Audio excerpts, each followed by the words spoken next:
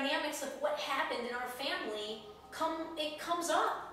And so, and it obviously hurts my grandmother, it hurts me, and I mean, it was just sad. And we were both, you know, crying, and not anything about, you know, it just was sad. So I came home, and I began the letter. And it took me a full week, and that was pretty much all I did that week. And I basically wrote, it was 12 pages, single-spaced, going through my whole life, and really just getting it all out. And then I mailed it. No regrets. It's silly to have regrets, folks. It's in the past. Why have a regret? You can't change it. So no regrets. I've never been hindered in my life by too many regrets. So I didn't have a regret. But it was insane, the amount of weight off my shoulders when I got that done. I had been drastically underestimating, one, how I had turned all my emotions that needed to be expressed to my father, I turned it all internal. And it went back 30 years. It went back to the first time, you know, that he left. So this was intense. It was intense. But once it was written, I just felt like thousands of pounds off of me. And I immediately, I want to say, and I don't remember exactly, but I want to say within a week, I love bookstores. It's one of my favorite places to go hang out. And books are one of my vices, my spending vices, which is just ridiculous in this day and age, but I love books. So I went to the bookstore and I just gravitated to the spiritual New Age section. And that day, that's when it started. For a 7-8 week period, I devoured spiritual books. I read the entirety or parts of 40 different spiritual books, spanning the gamut. We're talking the big three, stuff on Islam, Christianity, Judaism, and Islam, and going into paganism. I read a little bit about Confucius, Lao Tzu, in Taoism, little bits on Buddhism, Hinduism. I mean, I just was taking in, and then lots of sort of New Age things. So, you know, stuff on crystals, stuff on sacred geometry, which was fascinating. Things, astrological things on the Mayan 2012 prediction. I'm not ashamed to admit that. It was intriguing to me, and I had been turned on to that by a guy that I worked with on the farm, a guy I really liked, older guy. He had a degree in engineering, but never worked in engineering, ever. And he had been on the farm for 11 seasons, and he's the one that loaned me a book for the first time on the Mayan 2012 prediction.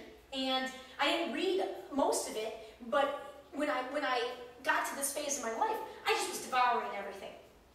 And it was about 3 weeks into that I wrote my dad an email, and I said, listen, I don't have any regrets, because, you know, again, they're silly to have, but had I started to do this reading, had I done this reading before I wrote the letter, I know I wouldn't have mailed the letter.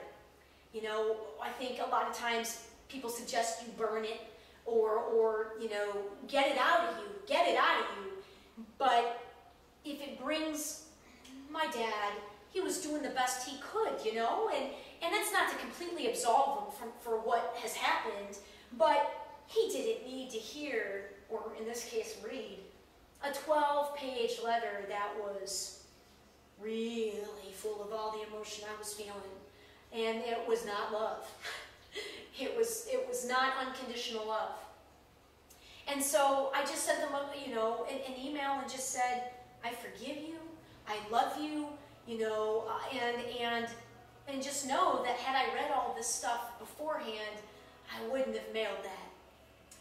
And one of the books, and the reason I got off on this sidetrack, if I remembered, is because I said that the light that is about to come out of me, the love that is about to come out of me, this ridiculous amount of love was so present and then closed out for a lot of years, and I believe that I chose that. What do I mean by that? One of the books I stumbled upon was called Soul Planning, S-O-U-L, Soul Planning. And I only read the first part of, it was in 10 stories. The book itself was 10 stories. And remember, I'm telling you, the most amazing thing you can do for yourself is just be open. Just be open to new information, and it's unbelievable how much richer your life will get almost immediately when you just stop with the labels and the judgment and just be open. And at this point, again, more so because of my desperation, I was open to everything. Everything. And I took it in, and everything I read, and to this day, I take it in, I let it kind of, sometimes I know right away, nah, that doesn't resonate as truth to me, which is cool. Somebody else can do it, somebody else can believe it, but nah, that's not for me, so just let it go on. Other things have to sit and marinate for different time periods before I decide, yeah, I don't really believe that, or I think I do believe that. This concept of soul planning, now I absolutely believe it, but it marinated, if you will, with me for the better part of a year. But I first stumbled upon it in this time frame in Michigan at the end of 2010. And basically it was just kind of saying, and again, okay, you might think this is out there, too out there for you, but the concept is that our souls, and specifically the souls of our family, our family unit, sort of the way I pictured it in my head is that we all kind of had this grand meeting session up in, wherever it is that we are before we come into this life, before we get into these bodies. And you kind of make these sorts of agreements. And the way that this book was laid out, and again, I only read the very first part of the first story, and it was enough for me to just understand. I wasn't interested enough to keep going, but it was enough for me to interpret what I needed to interpret. I felt. The first story was, this is what it said.